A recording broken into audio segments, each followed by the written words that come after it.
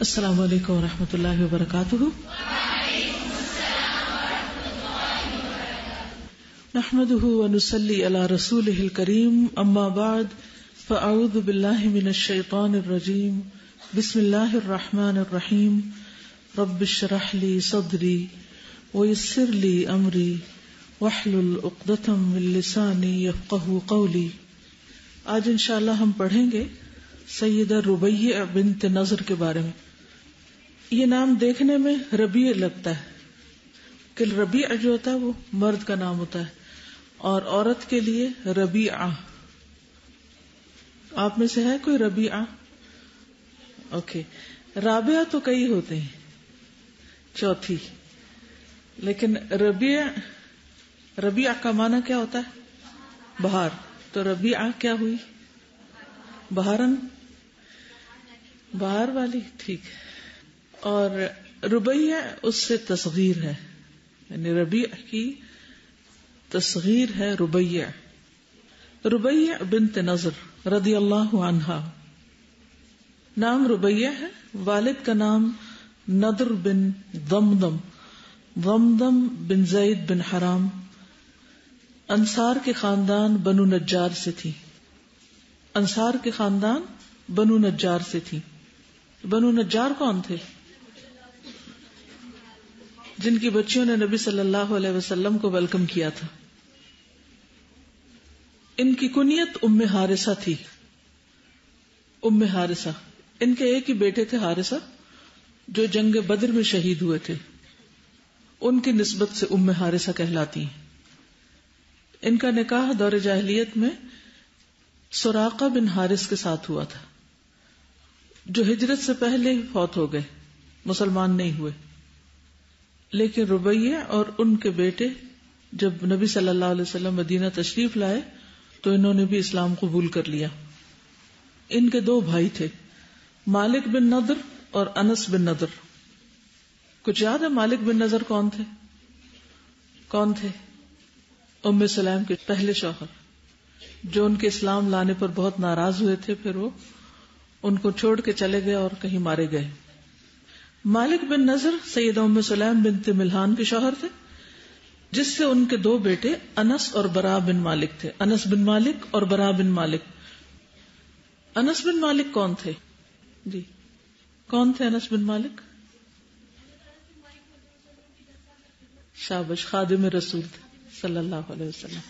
آپ کے صحابی تھے اور خادم رسول تھے. انہوں نے 10 سال تک آپ کی خدمت کی تھی. کس کے بیٹے تھے؟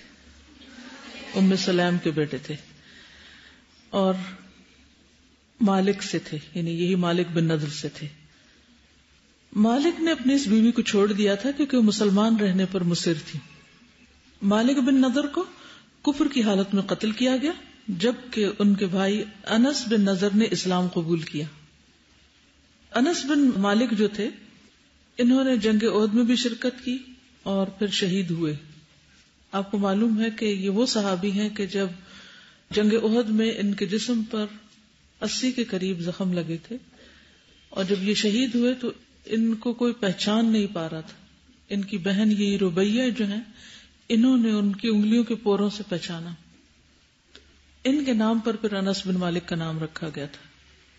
یعنی ان کے شوہر تو ام سلیم کے شوہر تو مسلمان نہیں ہوئے لیکن بھائی مسلمان ہو گئے تھے.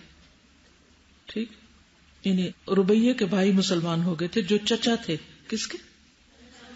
حضرت انس کے. پھر ان کے نام پر ان کا نام بھی تھا.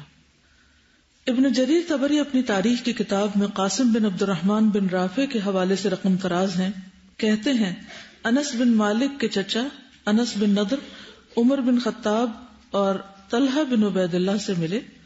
وہ مہاجرین و انصار کے پاس غمزدہ بیٹھے ہوئے تھے. انہوں نے پوچھا یہاں کیوں بیٹھے ہو؟ کہنے لگے ہم نے سنا ہے محمد صلی اللہ علیہ وسلم کو شہید کر دیا گیا. یہ غمناک خبر سن کر تو ہمارے حوصلے ٹوٹ گئے. انس بن نضر نے کہا کہ اب تم زندہ رہ کر کیا کرو گے؟ انس بن نضر کون ہے؟ انس بن نضر انس بن مالک کے چچا. اور کون؟ ربیع. ربی نہیں ہے، ربیع. ربیع بنت نضر کے بھائی. کب شہید ہوئے؟ جنگ احد میں. تو یہ شہید کی بہن ہے، اور ان کے بیٹے کب شہید ہوئے؟ جنگ بدر میں. اور ان کے شوہر کب فوت ہو گئے تھے؟ زمانے جاہلیت میں ہی. تو یہ کیسی خاتون تھی جنہوں نے کتنے صدمے دیکھے، شوہر بھی گیا، بیٹا بھی گیا، بھائی بھی گیا، اور دوسرا بھائی بھی چلا گیا جو کفر کی حالت میں گیا. تو بہرحال ایک پورے خاندان کا وہ منظر دیکھ کر پھر ایک شخصیت کو سمجھنے میں زیادہ آسانی ہوتی. تو انس بن نضر نے کہا کہ اب تم زندہ رہ کے کیا کرو گے؟ حضور صلی اللہ علیہ وسلم تو شہید کر دیے گئے.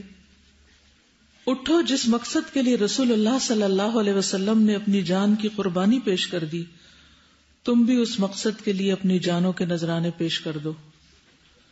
اب جی کر کیا کرنا ہے؟ یعنی اگر آپ شہید ہو چکے ہیں تو ہمیں بھی ان کے نقش قدم پہ چلنا چاہیے. یہ تھا ان کا کہنا.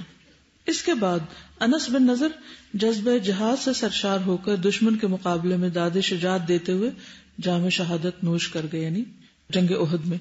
انہی کے نام پر مالک بن نضر کے بیٹے کا نام انس رکھا گیا تھا. انس کہتے ہیں کہ میرے چچا انس بن نضر جنگ بدر میں شریک نہ ہو سکے تھے. انہوں نے کہا، اللہ کے رسول، میں پہلی جنگ میں جس میں آپ نے مشرکوں کے ساتھ لڑائی لڑی غیر حاضر رہا.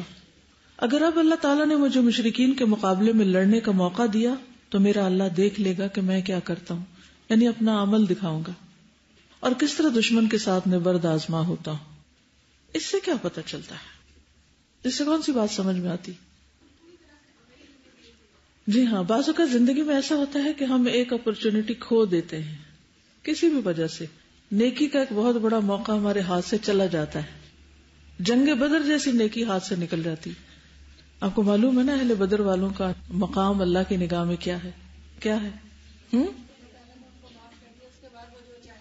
جی، اللہ تعالیٰ نے ان پہ جھانک کے دیکھا اور ان سب کو معاف کر دیا، اور اس کے بعد ان کے لیے عام معافی کا ایک طرح سے اعلان، ان کو جنت کی بشارت ملی کہ اب جو چاہیں کریں. انہوں نے اتنے مشکل موقع پر اسلام کی خدمت کا کام سر انجام دیا. ہر ایک کی زندگی میں ایسا ہوتا ہے کہ بعض اوقات کوئی ایسی مجبوری ہو جاتی ہے، کوئی سستی ہو جاتی ہے، کوئی بھول ہو جاتی ہے، غفلت ہو جاتی ہے، یا اس وقت جب نیکی کا موقع سامنے ہوتا ہے تو انسان سمجھتا ہے اچھا خیر ہے ابھی دوسرے لوگ کر لیں، میں بعد میں کروں گا، پھر کر لوں گا. ہوتا ہے نا، کئی وجوہات ہوتی. کبھی آپ کے ساتھ تو نہیں ایسا کچھ ہوا؟ کوئی چھوٹی سی مثال دیجئے، سوچئے، کوئی یاد آئی بات؟ جی.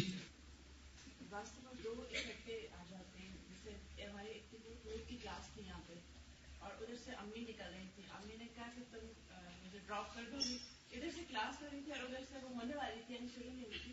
تو میں نے کہا اچھا ویسے کلاس ہے میری، میں نے کہا اچھا چلو میں باہر دیکھتی ہوں. تو وہ باہر نکلی، میں اتنی دیر میں بھی چابی لے کے نکل رہی تھی. مجھے ان کو اندازہ نہیں تھا کہ میں آ جاؤں گی، اور میں یہاں کہہ بھی چکی تھی کہ میں آ رہی ہوں، بس 5 منٹ میں بھی ڈراپ کر کے آتی ہوں. لیکن جب میں باہر نکلی تو دیکھا نہیں تھی وہ وہاں پہ.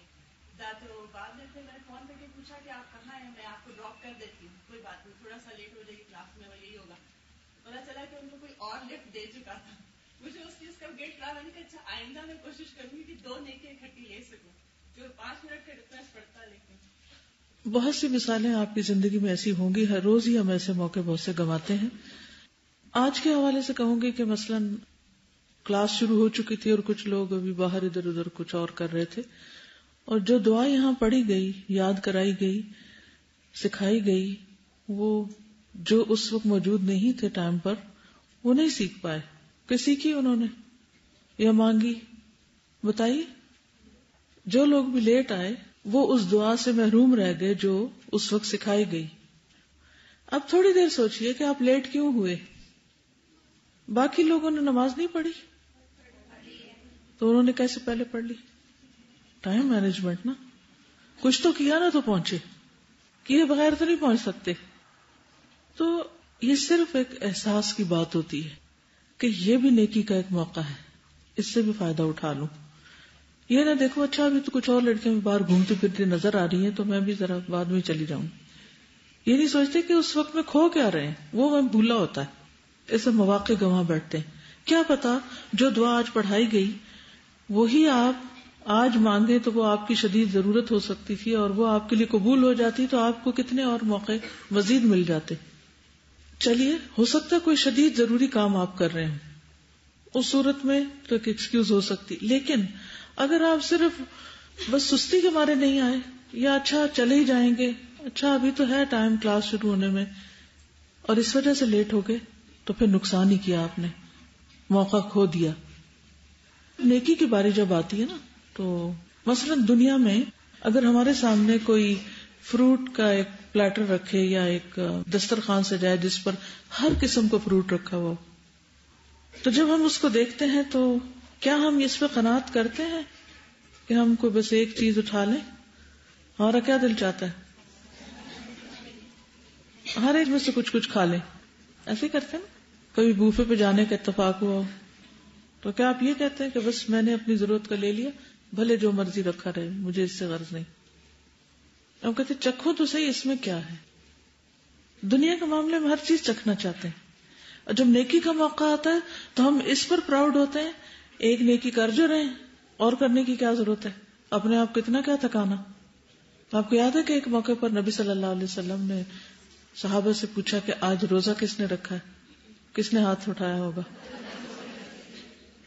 کس نے جنازہ پڑھا, کس نے عادت کی, کس نے صدقہ کیا.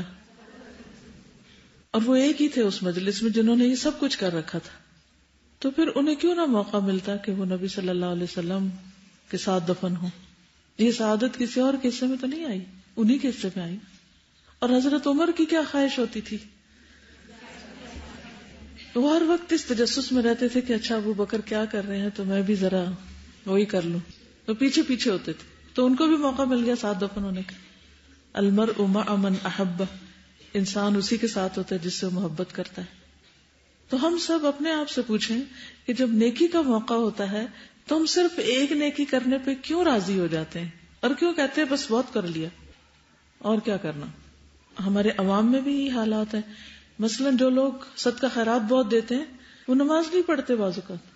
کچھ لوگ روزہ رکھ لیتے ہیں اور زکوٰۃ نہیں دیتے. کچھ لوگ خدمت خلق کے بہت کام کرتے رہتے ہیں, نمازوں کی پابندی نہیں کرتے. کیا سوچ کے کرتے ہیں یہ کہ جتنی نیکی ہم کر رہے ہیں وہ ہمارے لیے کافی ہے, اور اس طرح نیکی کے بہت سے مواقع گنوا دیتے ہیں. اب یہاں پر آپ دیکھیے کہ ان سے بدر کا موقع کھویا گیا, اور اب وہ دل کے اندر بے چین ہو رہے ہیں کہ مجھے موقع تو ملے, میں پروو کر کے دکھاؤں گا کہ آئندہ یہ موقع ہاتھ سے نہ جائے. اب ہوا یہ کہ جنگ احد میں جب مسلمان بکھر گئے تو انس بن نضر نے کہا, الہی میں تیرے حضور معذرت کرتا ہوں, جو مسلمانوں نے اس وقت کیا, یعنی جو کچھ یہ کر رہے ہیں, بھاگ رہے ہیں اور اپنے جگہ سے ہٹ گئے ہیں, ان سب کی طرف سے بھی میں معافی مانگتا ہوں, اور تیرے حضور برات کا اظہار کرتا ہوں جو اس وقت مشرکین نے کیا. پھر انس بن نضر جنگ لڑتے ہوئے آگے بڑھے. سیدنا سعد بن معاذ ان کے سامنے آئے تو انہیں کہنے لگے, اے سعد, مجھے احد کے پہاڑ کی اوٹ سے جنت کی خوشبو آ رہی ہے. سعد کہتے ہیں, اللہ کے رسول, جس جذبے, جس جوش اور ولولے سے انس نے دشمن کا سامنا کیا, ہم اس طرح کرنے کی ہمت نہ کر سکے. یہ جذبہ کس کے اندر آتا ہے؟ ہر جذبے یا محرک یا موٹیویشن کے پیچھے ایک موٹیویٹر ہوتا ہے نا, ایک کوئی چیز ہوتی ہے جو انسان کو آگے لے کے جاتی ہے. بظاہر دو لوگ ریس میں ہیں اور ایک آگے نکل جاتا ہے, ایک پیچھے رہ جاتا ہے, تو ہم سوچتے ہیں کہ اس میں پریکٹس شاید زیادہ کی ہو, لیکن ضروری نہیں کہ ہمارا اندازہ درست ہو سکتا ہے کوئی اور وجہ ہو کہ جو آگے بڑھنے والے کو آگے بڑھنے میں مدد دے رہی ہو. اور عموماً وہ شکست ہوتی ہے, کوئی گزشتہ نقصان ہوتا ہے, سینس آف لاس ہوتا ہے, جس کی کمی پوری کرنے کے لیے انسان اور شدت سے آگے بڑھتا ہے کہ جو مجھ سے کھو گیا ہے اب آئندہ نہیں کھوئے گا, اب نہیں ہوگا ایسے. عمر بن عبدالعزیز کو عمر بن عبدالعزیز کس چیز نے بنا دیا تھا؟ ان کی ایک غلطی نے. اصل بات ہے سچا ہونے کی, کہ ہم اپنے ساتھ بھی سچے ہوں. انس کہتے ہیں کہ ہم نے ان کے لاشے کو دیکھا, اس پر 80 سے زیادہ تلوار, تیر اور نیزے کے زخم لگے ہوئے تھے, اور وہ جام شہادت نوش کر چکے تھے. مشرکین نے ان کا مسئلہ کر دیا تھا, یعنی ان کے ناک کان کاٹ دیے تھے. ان کی ہمشیرہ ربیہ کے علاوہ انہیں کوئی بھی نہ پہچان سکا. ہمشیرہ نے بھی اپنے بھائی کو انگلیوں کے پوروں سے پہچانا. انس بیان کرتے ہیں کہ ہمارا خیال ہے کہ درج ذیل آیات قرآنی اس جیسا کارنامہ سر انجام دینے والوں کے حق میں نازل ہوئی. ارشاد باری تعالی ہے, من المؤمنین رجال صدقوا ما عاہدوا اللہ علیہ فمنهم من قضى نحبه ومنهم من ينتظر وما بدلوا تبديلا ليجزي الله الصادقين بصدقهم ويعذب المنافقين إن شاء أو يتوب عليهم إن الله كان غفورا رحيما. سورۃ الاحزاب آیت 23-24. ایمان والوں میں سے ایسے بھی ہیں جنہوں نے اللہ سے کیے گئے عہد کو سچا کر دکھایا. ان میں سے کوئی اپنی نظر پوری کر چکا ہے، یعنی جو وعدہ اس نے اللہ سے کیا تھا وہ پورا کر دیا، اور کوئی وقت آنے کا منتظر ہے کہ اچھا ہمیں موقع ملے تو ہم بھی ایسا کر کے دکھائیں. انہوں نے اپنے اس رویے میں کوئی تبدیلی نہیں کی، ان کا ڈٹرمنیشن میں کوئی کمی نہیں. ہم لوگوں کا حال تو یہ ہے نا کہ ہم عہد بہت باندھتے ہیں، نیت بھی کرتے ہیں، ارادے بھی کرتے ہیں، پھر چھوٹی سی چیز ہمیں اسے ہلا دیتی ہے. ایک ہوا چلے تو ہم اپنی زندگی کا پورا رخ بدل دیتے ہیں. یہ سب کچھ اس لیے ہوا کہ اللہ سچوں کو ان کی سچائی کی جزا دے اور منافقوں کو چاہے تو سزا دے. منافق کون ہوتے ہیں؟ جھوٹے، جو کہتے کچھ ہیں کرتے کچھ اور چاہے تو ان کی توبہ قبول کر لے، ان کے لیے بھی چانس ہے کہ ان کی معافی ہو جائے. بے شک اللہ نہایت غصب میں استقامت ہوتی ہے، اور یہی چیز انسان کو پھر آگے بڑھتے رہنے میں مدد دیتی.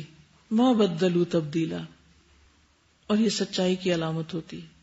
ما بدلوا تبدیلا، انہوں نے اپنی نیت، اپنے ارادے، اپنے منزل، اپنے راستے تبدیل نہیں کیے. جس چیز کو حق جانا پھر اس پہ جم گئے اور پوری سچائی کے ساتھ اس کا ساتھ دیا، حتیٰ کہ جان بھی دے دی اس راہ میں. ایسے ہی لوگ تاریخ کا دھارا بدل دیتے ہیں، ایسے ہی لوگ دنیا میں ایک تبدیلی کا باعث بنتے ہیں. اور جو روز اپنا راستہ تبدیل کر لے وہ کہیں بھی نہیں پہنچتا، وہی گمگشتہ ہوتا ہے، وہی گمراہ ہوتا ہے. یہ اس کو پتہ ہی نہیں کدھر جانا ہے، پہنچنا کہاں ہے. ان کو تو بہت واضح تھا کہ کہاں جانا ہے اور یہ سب کچھ کیوں کر رہے ہیں. تو کچھ بھی کریں، کوئی بھی راہ آپ اختیار کریں زندگی میں، لیکن آپ کو یہ ضرور پتہ ہونا چاہیے کہ کیوں اختیار کی ہوئی ہے. اگر آپ صرف مجبوری کے مارے اسے اختیار کیے ہوئے ہیں کہ صرف ٹائم پاس کرنے کے لیے، کہ جب تک کوئی اور کام کرنے کا موقع یا اپرچونٹی نہیں ملتی تو یہاں وقت گزار لے، کوئی نیکی کا بظاہر کام کر لے، تو اس کا فائدہ نہیں ہے. نیک عمل اسی وقت نیک ہوتا ہے جب واقعی انسان اللہ کے لیے کرتا ہے، اور اس میں ایک شرط یہ بھی ہوتی ہے کہ اجر کی نیت سے کرتا ہے. تو ان کو یقین تھا نا کہ اس میں اجر ہے، اسی میں کامیابی. امام احمد نے سیدنا انس سے روایت کیا ہے کہ ان کے چچا جنگ بدر میں شریک نہ ہو سکے، تو انہوں نے کہا کہ میں پہلی جنگ سے غیر حاضر رہا جس میں نبی کریم صلی اللہ علیہ وسلم نے مشرکین کے ساتھ جنگ لڑی. اب اگر اللہ تعالیٰ نے مجھے مشرکین کے ساتھ لڑائی کرنے کا موقع دیا تو اللہ دیکھے گا کہ میں کیا کرتا ہوں. میں اللہ کو دکھاؤں گا. ہم تو سوچتے نا لوگوں کو دکھائیں گے، لوگوں کو ثابت کر کے فلاں کو بتائیں گے. ایک دفعہ ایک ینگ بوائے سے بات ہو رہی تھی میری، تو میں نے پوچھا کیا پڑھ رہے ہو؟ تو اس نے بتایا CA کر رہا ہوں. میں نے کہا کس لیے کر رہے؟ میں اپنے خاندان کو دکھانا چاہتا ہوں کہ میں بھی کچھ کر سکتا ہوں. میں نے کہا اس سے کیا فائدہ ہو؟ خاندان دیکھ لے گا سو واٹ، پھر اس کے بعد آگے پھر خاندان بھول جائے گا. یعنی بعض اوقات ہم کچھ مقاصد کو اتنا بڑا سمجھتے اپنی زندگی میں اور ان کے لیے کام کرتے ہیں، اور یہ نہیں سوچتے پھر اس کے بعد. تو بہرحال اس کا ایک پیپر رہتا ہے، اس نے کر لیا اور اب اس کی بڑی اچھی جاب بھی ہے کہیں. تو میں سوچ رہی تھی اس دفعہ جب میں دبئی گئی ہوں تو میں نے حالات معلوم کیے کہاں ہے کیا ہے. تو میں نے سوچا کہ اچھا بہت اچھی جاب ہوگی، اب شادی ہوگی، اب ایک گھر بن جائے گا، پھر بچے ہوں گے، پھر ان کے ہوم ورک ہوں گے، پھر یہ فکر ہوگی کہ اس دن کانٹریکٹ ختم ہو جائے تو واپس میں جانا پڑے. بس کیا واقعی ایسی زندگی کو انسان انجوائے کر سکتا ہے؟ اس کو کیا انجوائے کر سکتا ہے کوئی؟ ایک ڈریم ورلڈ ہوتی ہے نا بندے کی، یہ ڈگری کر لوں، پھر یہاں جاب ہو، فلاں علاقے میں، فلاں کمپنی میں، فلاں جگہ پر، فلاں ڈیزگنیشن کے ساتھ، پھر میرا خاندان دیکھے کہ دیکھو تم مجھے کیا سمجھتے تھے اور میں نے تمہیں کیا بن کے دکھایا. سب کو پیچھے چھوڑ گیا نا میں. کتنے دن، اس کے بعد کیا؟ مرنے کے بعد کس کو یاد رہے گا؟ ایک جنریشن کے بعد تو اگلے بھول ہی جائیں گے. کتنے بچوں کو آج اپنے دادا دادی کے نام نہیں آتے ہوں گے، چچا پپی کے نام نہیں آتے ہوں گے. So what؟ پوری دنیا کی نعمتیں بھی مل جائیں تو آخرت کے مقابلے میں کچھ بھی نہیں، کچھ بھی نہیں. تو دنیا کے لیے کرے کام، لیکن اس کو منزل اور مقصد نہ بنائے کہ مجھے پروو کرنا ہے کسی کو. کچھ بھی کرے اللہ کو دکھانا ہے، اللہ تعالیٰ میں نے عہد کیا تھا نا, میں نے نظر مانی تھی, میں نے وعدہ کیا تھا نا تجھ سے, وہ میں نے پورا کر دیا, اب تو اپنے وعدے پورے کرنا مجھ سے. اور اگر ہم آج اللہ سے کیے ہوئے وعدے پورے نہیں کرتے تو پھر کس چیز کی توقع ہے, کس انجام کی؟ تو یہاں پر وہ کیا کہتے ہیں کہ اگر اللہ نے مجھے موقع دیا تو پھر میں ثابت کر دکھاؤں گا کہ واقعی میں چاہتا تھا کہ اگر بدر کا موقع کھو گیا تو بس آئندہ ایسا نہیں ہوگا. جنگ احد میں جب مسلمان بکھر گئے تو انس بن نضر نے کہا, الہی میں تیرے حضور معذرت کرتا ہوں جو مسلمانوں نے کیا, اور تیرے حضور برات کا اظہار کرتا ہوں جو مشرکین نے کیا. پھر وہ دشمن سے لڑتے ہوئے آگے بڑھے. احد پہاڑ کی اوٹ میں انہیں سعد بن معاذ ملے. انہوں نے کہا میں تیرے ساتھ ہوں. سعد بن معاذ کہتے ہیں کہ میں اس طرح دشمن کے ساتھ نہ لڑ سکا جس طرح انس بن نضر نے لڑائی کی, کیونکہ ان کے دل کے اندر ایک اور تڑپ تھی. لڑتے ہوئے ان کے جسم پر تلوار, تیر اور نیزے کے 80 سے زیادہ زخم لگے. ہم اس نوعیت کا کردار ادا کرنے والوں اور خود انس بن نضر کے بارے میں کہا کرتے تھے, یعنی یہ سعد بن معاذ کہتے ہیں کہ یہ آیات انہی کے بارے میں نازل ہوئی ہیں. من المؤمنین رجال, مومنوں میں سے کچھ لوگ ایسے ہوتے ہیں. مومن تو بہت ہوتے ہیں لیکن ایسے لوگ مومنوں میں کم ہوتے ہیں. ہر ایک جیسا نہیں ہوتا. کچھ لوگ کبھی اپنے بھول میں, غفلت میں بہت پیچھے ہوتے ہیں, پھر جب جاگتے ہیں تو وہ بہت اوپر چلے جاتے ہیں. تو ہم کن مومنوں میں سے؟ جیسے اللہ تعالیٰ ایک اور جگہ پر فرماتے ہیں نا, یرفع اللہ الذین آمنوا منکم والذین اوتوا العلم درجات. اللہ تم میں سے ایمان والوں کو بلندی عطا کرتا ہے, اور والذین اوتوا العلم, اور جو علم دیے گئے ان کے درجے اور بلند ہیں. تو پھر علم والوں میں بھی درجے ہیں. فوق کل ذی علم علیم, ہر علم والے پر ایک اور علم والا ہے. ہم دیکھیں ہم کس درجے میں کھڑے ہیں, اور کیا اسی پر راضی ہیں؟ کافی ہے, بہت ہو گیا. یہ انسان کو زندگی میں تھوڑی تکلیف کی زندگی, تھوڑی مجاہدہ کی زندگی بسر کرنی چاہیے کہ کسی حد پہ رکے نہیں, جو خیر اور بھلائی کے راستے. کیونکہ علم کا راستہ بھی ایسا ہے کہ نبی صلی اللہ علیہ وسلم کو تلقین کی گئی کہ وقل رب زدنی علما, آپ کہیے کہ اے رب میرے علم میں اضافہ فرما, کہ آگے بڑھتے جائیے, آگے بڑھتے جائیے, اور زیادہ حاصل کیجیے, اور زیادہ. کسی جگہ پر جا کر رک نہ جائیے, یہ نہ سوچئے کہ بہت ہو گیا, کیونکہ جس دن رکے اس دن زوال شروع ہو جائے گا. میں جب ایئرپورٹ سے باہر نکل رہی تھی, ابھی کل کی بات ہے, تو میں آگے گئی.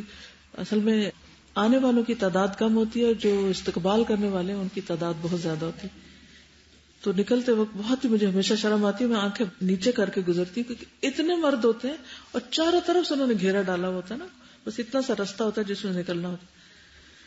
تو سر کھڑے تھے سامنے کہیں, لیکن مجھے نظر نہیں آیا, اور انہیں بھی شاید میں نظر نہیں آئی, تو میں نیچے سر کر کے تو باہر نکل آئی. تو اتنے میں ایک اسٹوڈنٹ آ گئی میری پرانی, تو مجھے کہتے آپ نے مجھے پہچانا ہے؟ میں نے کہا نہیں, میں نہیں پہچانا. کہتی میں فلاں ہوں. میں نے کہا اچھا کہاں ہوتی ہیں آپ؟ کہنے لگی یہی ہوتی ہوں, 4 بچے ہیں, شادی ہوگی. میں نے کہا اچھا, اور بس ان کے ساتھ ہی ہوتی ہوں. ایک تکلیف کی لہر اندر گزر گئی. تکلیف یعنی اس لیے کہ اگر یہ صرف ہر روز تھوڑا سا بھی اپنے علم میں اضافہ کرتی اور یہ اپنے بچوں کے لیے ایک بہترین رول ماڈل ہوتی, تو وہ سب کچھ شخصیت میں جھلک رہا ہوتا نا. جب ہم اس پانی کے سرچشمے یعنی علم سے ناتا کاٹ لیتے ہیں نا, جیسے گملہ ہوتا ہے نا جس میں بہت خوبصورت پھول لگے ہوتے ہیں, جب اس کو پانی دینا ہم چھوڑ دیں تو کیا ہوتا ہے؟ اس کی وہ خوبصورتی اور چمک رہتی ہے نہیں. یہی حال ہمارے دلوں کا ہے. ہمارے دل ویران ہو جاتے ہیں, بنجر ہو جاتے ہیں, سوکھ جاتے ہیں, ہماری شخصیت کے اوپر حور کملا جاتے ہیں, مرجھا جاتے ہیں, اگر ہم قرآن اور سنت کے ساتھ مضبوط تعلق نہ رکھیں. جو مرضی ڈگری کر لیں, شادی ہو جائے, بچے ہو جائیں, کہیں پہنچ جائیں, ٹاپ آف دا ورلڈ پہنچ جائیں, لیکن اس سے رابطہ نہ کٹے, ورنہ زوال شروع ہو جائے گا. ٹھیک ہے آپ نہیں تکلیف اٹھا سکتے کہ اٹھ کے کسی اور کو بتا سکیں, خدا کے لیے اپنے 4 بچوں کو تو بتائیں کہ ہم کون ہیں, ورنہ ہماری نسلیں بھول جائیں گی کہ ہم کون ہیں. ہمیں نہیں پتا ہوگا انس بن مالک کون ہے. انس بن مالک ان صحابیوں میں سے نہیں ہے کہ جن کی حدیثیں چند ایک ہیں. وہ ان صحابیوں میں سے جنہوں نے نبی صلی اللہ علیہ وسلم کی زندگی کا ایک بڑا حصہ ہم تک پہنچایا, قریب سے دیکھ کر, جو سب سے زیادہ طویل عمر ہو کر فوت ہوئے, جن کے لیے نبی صلی اللہ علیہ وسلم نے دعائیں کی تھی. اور جن کی اولاد اور اولاد کی اولاد اور پھر ان کے اندر قرآن کا شوق اور بے پناہ برکات تھی ان کی زندگی میں، پھر ہماری نسلوں کو نہیں یاد رہے گا وہ کون تھے. تو یہ چیزیں بھلے دنیا کو چھوڑیں آپ کہ نہیں آپ ان کی خیر خواہی کر سکتے، ایٹ لیسٹ اپنے بچوں کی خیر خواہی تو کریں، ان کو تو مسلمان کے طور پر پرورش کرنے کا موقع دیں. اس وقت ایک ایوریج اسکول میں کیا ہوتا ہے؟ صرف جا کے ایک دن گزاریں جہاں آپ کے بچے گزارتے ہیں، صرف ایک دن. کل ہی کسی کی مجھ سے ملاقات تھی، کہنے لگے کہ میں ایک دن اپنے بچوں کو اسکول لینے کے لیے گیا تو وہاں کوئی فنکشن ہو رہا تھا، تو میں نے سوچا کہ وقت باہر گاڑی میں انتظار کرنے کے لیے میں اندر چلے جاتا ہوں. کہتے کہ جب اندر جا کے جو میں نے دیکھا حال، میں نے اس دن کے بعد بچوں کو اسکول ہی نہیں بھیجا. کہتے مجھے برداشت ہی نہیں ہوا کہ وہ سب کیا دیکھ رہے ہیں، وہاں کیا پڑھ رہے ہیں، کیا کر رہے ہیں. کہتے ہم تو ڈراپ کر کے آ جاتے ہیں نا، اور سارا دن کیا ذہنی صفائی سارا دن ہوتی ہے ان کی، کیونکہ ہمیں شام کو وقت اتنا کہاں ہوتا ہے کہ ہم ہر چیز پوچھیں کیا سیکھ کے آئے، اور وہ سب بتاتے بھی کہاں. جب تک آنکھوں سے دیکھتے نہیں، محسوس نہیں کرتے، وہ پتہ بھی نہیں ہوتا. پھر جب بڑے ہو کر بگڑنے لگتے ہیں، بات نہیں مانتے، سنتے ہی نہیں، دین کی کوئی بات اندر نہیں جاتی، پھر ہمیں سمجھ نہیں آتی کہ کر کیوں رہے ہیں، کیوں کر رہے ہیں. تو میں نے کہا حل یہ نہیں ہے، وہ تو ہر پیرنٹ کا اپنا ڈیسیژن ہے، کچھ بھی کرے، لیکن ہم سوچیں ہم اپنے آئندہ نسل کو کیا دے رہے ہیں، اور اگر نہیں دے رہے تو کیوں نہیں دے رہے، اس کی کیا وجہ ہے. کیونکہ ہماری جیب خالی ہے، ہمارے پاس کچھ نہیں ہے دینے کو. وہ کیوں خالی ہے؟ کیونکہ ہم نے کمائی نہیں کی. کوئی کمائی کریں گے تو دیں گے نا. تو وہ کمائی کیا ہے؟ وہ کمائی ہے علم کے ساتھ جڑ کے رہنا، اور علم کی مجلسوں جو جنت کے باغ ہیں اور ایک طرح سے نور ہے انسان کے لیے، جس کی روشنی میں انسان آگے دیکھتا ہے. جب تک وہ نور نہیں ہوگا تو چہرے بھی اندھیرے ہو جائیں گے اور دل بھی اندھیرے ہو جائیں گے، اور آگے بھی اندھیرے ہی پھر دینے والے بنیں گے. سیدہ ربیہ کا اسلام قبول کرنا. جب اللہ سبحانہ وتعالی نے سیدہ ربیہ کے ساتھ خیر و بھلائی کا ارادہ کیا تو اپنے بھائی انس بن نضر کے راستے پر گامزن ہوئی اور کامیاب لوگوں کی فہرست میں شامل ہو گئی. ادھر مالک بن نضر کا یہ حال ہوا کہ اس نے اپنی ہمشیرہ اور بھائی انس کی راہ سے منہ پھیر لیا اور خسارہ اٹھانے والوں میں سے ہو گیا. ارشاد باری تعالی ہے من یہد اللہ فہو المہتد وَمَن يُضْلِلْ فَلَن تَجِدَ لَهُ وَلِيًّا مُرْشِدًا. سورۃ الکہف. جس کو اللہ ہدایت دے وہی ہدایت پانے والا ہے، اور جس کو اللہ بھٹکا دے اس کے لیے تم کوئی دوست رہنمائی کرنے والا نہیں پا سکتے. سیدہ ربیہ نے اسلام کے گھنے سائے تلے پرورش پائی اور ہدایت کے صاف شفاف چشموں سے سیراب ہوئی. رسول اللہ صلی اللہ علیہ وسلم کا وجود اقدس ان کے لیے سب سے زیادہ میٹھا چشمہ تھا. سیدہ ربیہ ان لوگوں میں سے تھیں جن کے بارے میں اللہ سبحانہ وتعالی نے یہ ارشاد فرمایا وَلِكُلِّ أُمَّةٍ جَعَلْنَا مَنْسَكًا لِيَذْكُرُوا اسْمَ اللَّهِ عَلَى مَا رَزَقَهُم مِّن بَهِيمَةِ الْأَنْعَامِ فَإِلَٰهُكُمْ إِلَٰهٌ وَاحِدٌ فَلَهُ أَسْلِمُوا وَبَشِّرِ الْمُخْبِتِينَ الَّذِينَ إِذَا ذُكِرَ اللَّهُ وَجِلَتْ قُلُوبُهُمْ. قربانی کا طریقہ مقرر کیا تاکہ لوگ ان جانوروں پر اللہ کا نام لیں جو اس نے ان کو بخشے ہیں. ان مختلف طریقوں کے اندر مقصد ایک ہی ہے، بس تمہارا معبود حقیقی ایک ہی ہے، اسی کے تم مطیع فرما بنو. اور اے نبی بشارت دے دو عاجزانہ روش اختیار کرنے والوں کو جن کا حال یہ ہے کہ اللہ کا ذکر سنتے ہیں تو ان کے دل کانپ اٹھتے ہیں، جو مصیبت بھی ان پر آتی ہے اس پر صبر کرتے ہیں، نماز قائم کرتے ہیں، جو عید ہوتا ہے جنگ بدر میں،